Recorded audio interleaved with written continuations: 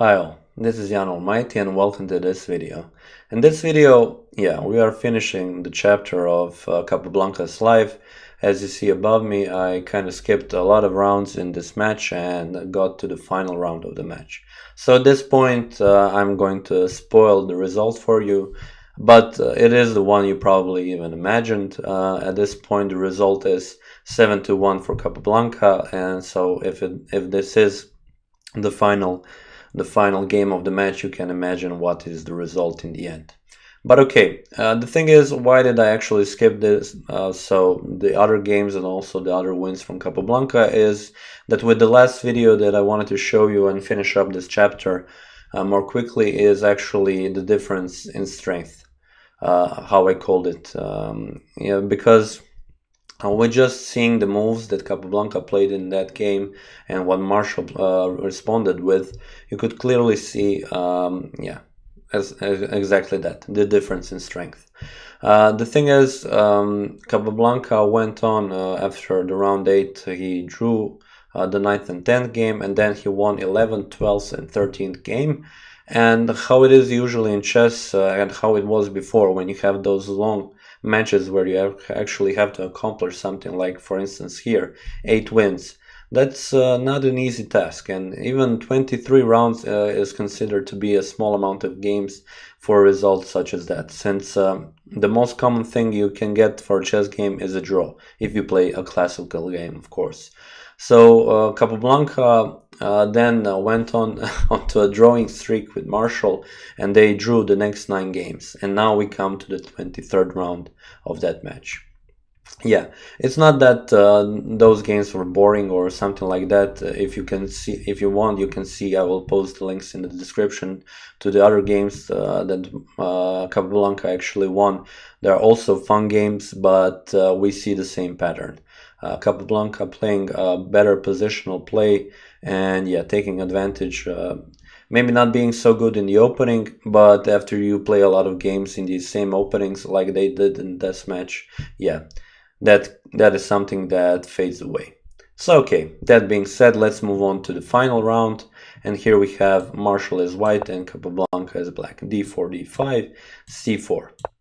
Okay, the standard opening as it is when they play against each other. e6 and knight to c3. And now, actually, surprise. So now we have c5 played by Capablanca.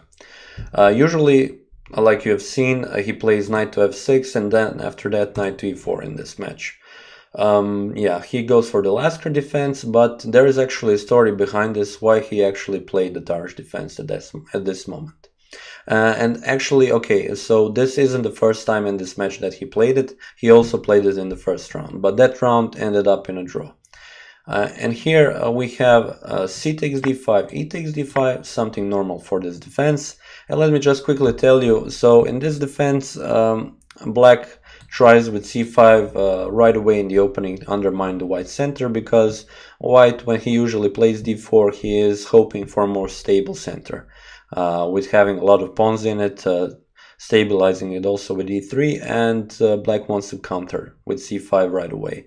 But the problem for black here is that he usually ends up with having an isolated pawn on d5, which is a problem in itself. So I personally don't like to play this opening, but there are players who play it. Knight f3 and knight to c6, pressuring on the d4, and now g3. Bishop to e6, and a bit of an inaccuracy here from Capablanca, because you have ideas of knight g5 at some point, of course, when you take on c5 with the pawn, and then you attack this bishop, and maybe you can take it and take the bishop pair from black. But okay, nevertheless, probably a more natural approach to this opening would be knight to f6, bishop to e7, and then going castles. And then you can see where you can put your bishop. But okay, so g3, bishop to e6, and now we have bishop to g2, bishop to e7. So in the first round, actually, Capablanca played knight to f6, and then Marshall continued with bishop to g5.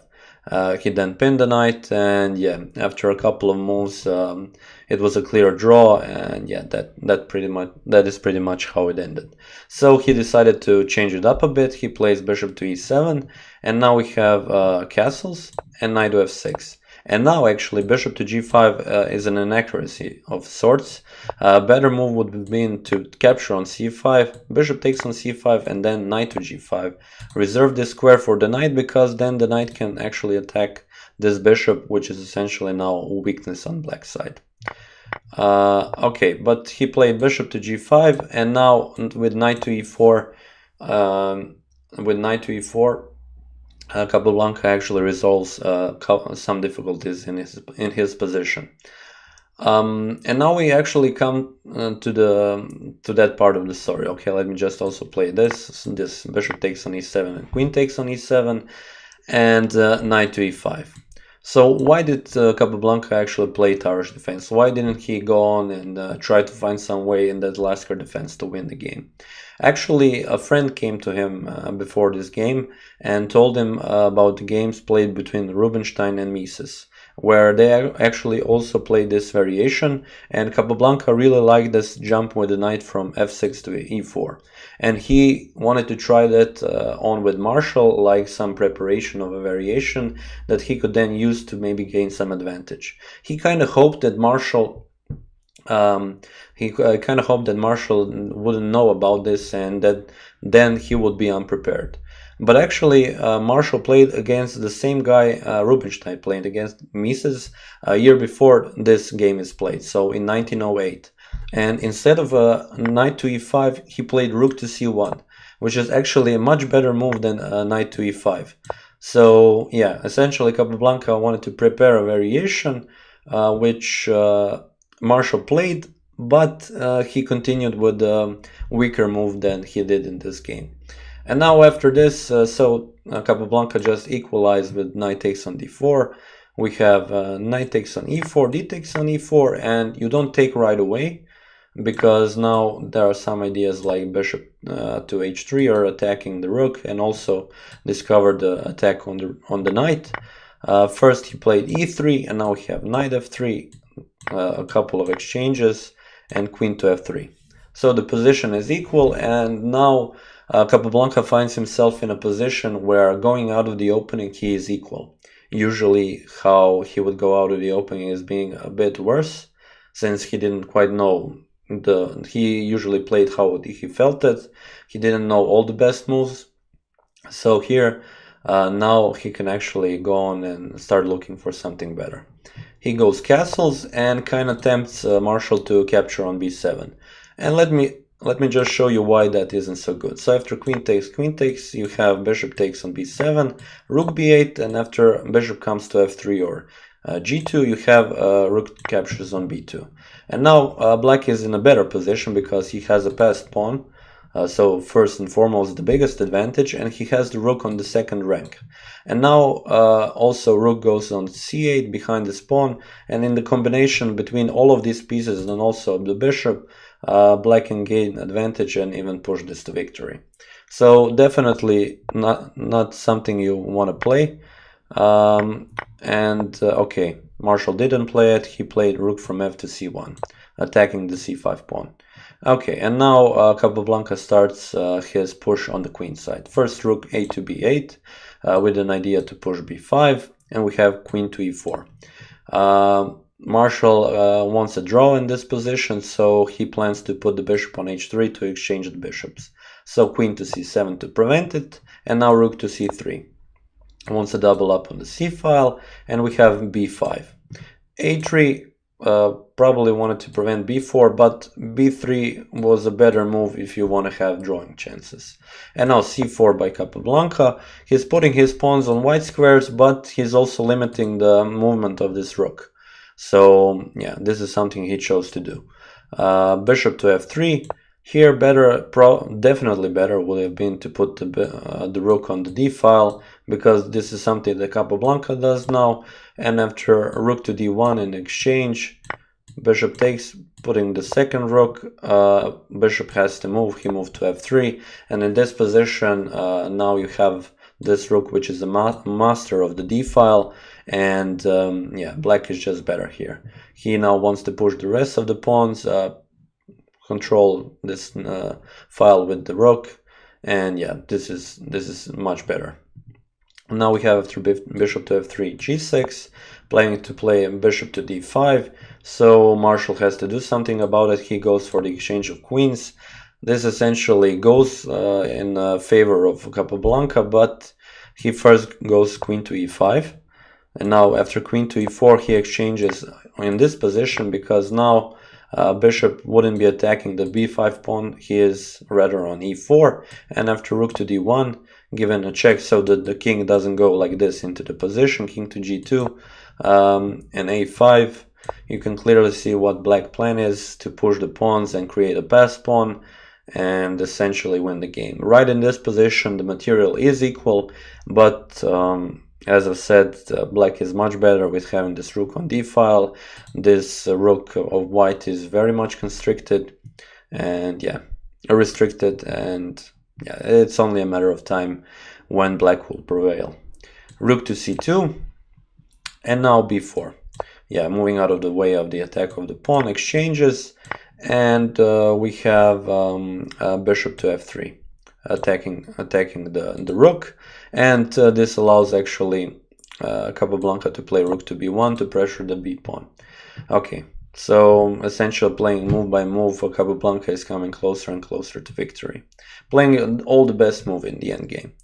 Bishop to e2, attacking the c4 pawn, and actually b3 is played. So you cannot take, so pressuring the rook, you cannot take with the rook because that doesn't just make sense. The rook and bishop are exchanged, you capture, and this is just losing for white. So in this position he played rook to d2. This is the only move. Marshall played rook to d2, the only move where the rook can go, and after that we have a rook to c1. The idea is played to rook to c2, attack this undefended rook and also pressure on the b2. And because of that Marshall played bishop to d1, but now just c3, and yeah, what do you want to do? You can give a check maybe, but that really doesn't make sense. The best move is to capture this pawn, and after b2 you are forced to take this pawn because otherwise he goes to a queen and you lose the bishop. And in this position Marshall could have resigned the game, but he decided to continue. Okay, I could understand why, since this is potentially the last game of the match and he doesn't want to lose it. So rook to c2, I'm just going to quickly show you, even though white is much worse in this position. Bishop to f5, he needs to go back to b2, and now rook to c1 wants to attack this pawn. Rook to b3, we have bishop to e4, attacking the king so he doesn't go to f3, for example, king to h3, and now rook f2. f4, the pawn was attacked, and h5, limiting the number of squares where the king can go to, and now g4. H takes g4, king takes g4, and the first pawn is taken. So now we have rook to b4 attacking the bishop, and f5, defending the bishop and also doing it with the tempo. King to g3, you don't want to go on g5 because after king to g7 there is a mate in 2, there is no check on b7. Yeah, so we have king to g3 and now rook to e2. This pawn can be defended, he will also fall. And now we have just series of moves, Marshall trying something, but this is just losing. We have king to h4 after this, king to g7 bringing the king closer, rook to c7, king to f6, and now bishop, so rook to d7 first, you cannot give a check on c6, bishop to g2, and now yeah, we're getting closer and closer, rook to d6 check, king to g7, and in this position Marshall actually resigned the game. And why is that? Because it's checkmate in 5. If you want, you can stop the video and try and find it. So for those of you who just want to see it, I'm going to quickly show it. We have rook check, king goes away, there are no more checks, so you have to sacrifice the rook. King takes, king g5, king g7, so this is all forced. And now you can play either king h4 or c4. For c4 you have this check, king h4 and this checkmate. and if you play king h4 right away, you have a rook check here, and after king goes here, you have checkmate here. So yeah. So I tried to go a bit faster in the end because it was a losing position, and I just wanted to quickly show you the end of the game and how Capablanca actually manages to win it. And this is pretty much it. This is the end of the match. So Capablanca wins it, and with a very nice score, so 8-1, with 14 draws. So if he managed to win after the 13th game, it would be only 5 draws, but yeah, that's what happens in those kinds of matches. So just wanted to, for the end, talk about a bit about Capablanca after this match. So we are ending up this chapter from his life. After this, he came back a little bit to Cuba, where he was actually welcomed by a lot of Cubans and called a national hero. Because at that time, essentially, it was a big thing for a Cuban guy to win against an American who was considered to be one of the top players in the world. In America, they called him Cuban Morphy, and a lot of praise and a lot of nice words came his way. So yeah, he felt also specifically proud, and yeah, he just wanted to move on and train more and more so that maybe one day he can also challenge for the world champion.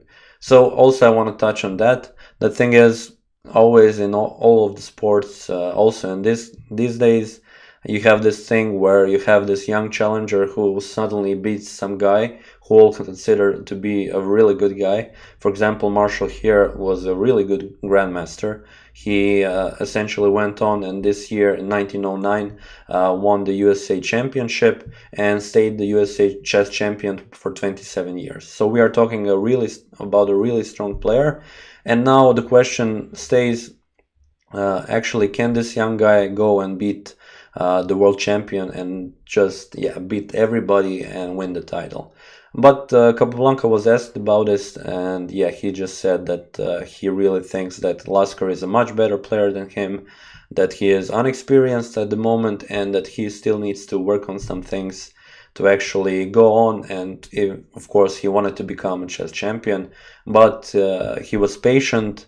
He was standing on his ground, thinking, okay, I won this match, but that doesn't mean I can beat everybody. I still need to train, and that's what he did, and that's how he continued with his career. And this is pretty much it. That's what I wanted to show you and talk to you about for the last part of this video. As I've said, we've ended up this chapter of Capablanca's life, and tomorrow or next time, I'm going to be continuing with the next chapter in his life. Of course, wait until then to find out what it is. But okay, enough being said, I would like to thank you for watching this video, and I will see you next time.